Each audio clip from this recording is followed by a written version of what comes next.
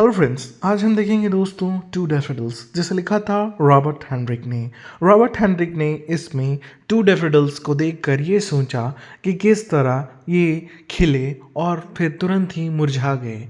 Human life भी ऐसा ही है और वो उस ह्यूमन लाइफ को डैफोडिल से कंपेयर करते हैं और ये सोचते हैं कि मेरी भी लाइफ कुछ ही पलों की है और मैं भी इन फूलों की तरह मुरझा जाऊंगा, यानी मर जाऊंगा। तो आइए दोस्तों देखते हैं कि वो कैसे कंपेयर करते हैं डैफोडिल्स को और ह्यूमन लाइफ को। उससे पहले हम रॉबर्ट हेनरिक के बारे में जान लेते हैं। रॉबर्ट हेनरिक, जिनका जन्म हुआ था 24 अगस्त 1591 में और इनकी डेथ हो गई 15 अक्टूबर 1674 में। 17th सेंचुरी के जानी मानी पोइट थे।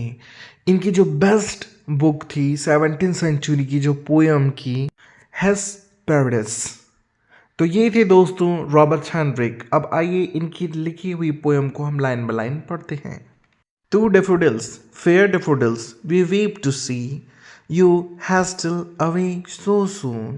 पोइट कहते हैं, हे सुंदर डेफोडिल्स, हम लोग तुम्हें देखकर रोते हैं। क्यों रोते हैं? क्योंकि तुम बहुत ही जल्दी मुरझा जाती हो।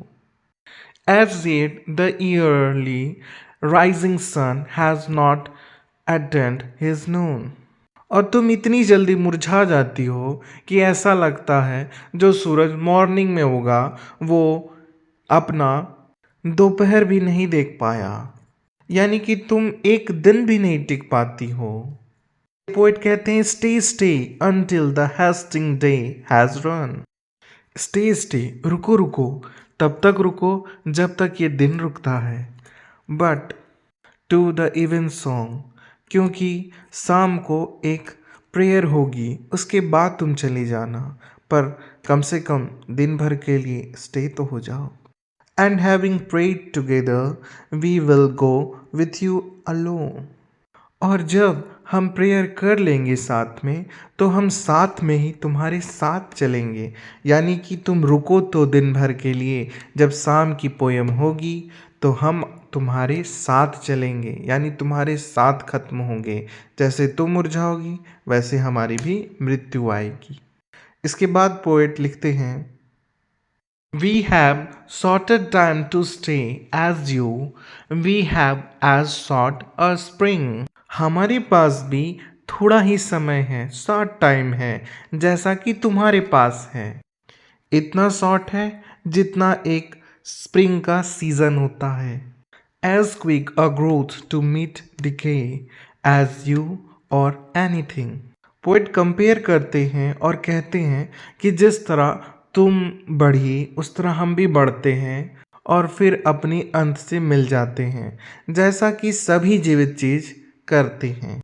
यहाँ पे पोइट ने ह्यूमन लाइफ को एक फ्लावर की लाइफ से डेडिकेट किया और कहा है कि हर जीवित चीज जो जन्म लेता है वो मरता भी है।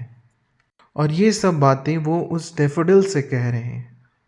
We die as your hours do and dry away.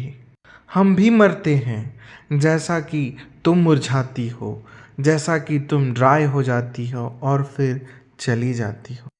Like to the summer's rain, or as the pearl of morning's dew, never to be found again. तुम ऐसी हमसे दूर जाती हो जैसे कि गर्मियों के टाइम में जो बारिश होती है, ओस की बूंद जिसे कहते हैं, और वो जब मॉर्निंग में पड़ती है तो वो धूप आने से पहले ही चली जाती है और फिर कभी नहीं दिखती। जैसे कि ह्यूमन लाइफ भी एक बार जन्म लेने के बाद, मृत्यु को प्राप्त होने के बाद वो कभी नहीं दिखते।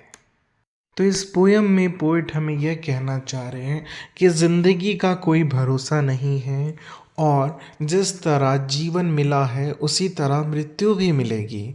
जिस तरह डैफोडिल्स उगे, फिर वो बड़े हुए और फिर तुरंत मुरझा गए, उसी तरह ज़िंदगी भी मिली। फिर हम बड़े होंगे, फिर बूढ़े होंगे और फिर हम मर जाएंगे। तो यहाँ पे वो अपनी लाइफ यानी कि ह्यूमंस की लाइफ को डैफोडिल्स की लाइफ से कंपेयर करते हैं और जिस तरह डैफोडिल्स मुरझा गए उसी तरह वो कहते हैं हम भी एक दिन मर जाएंगे।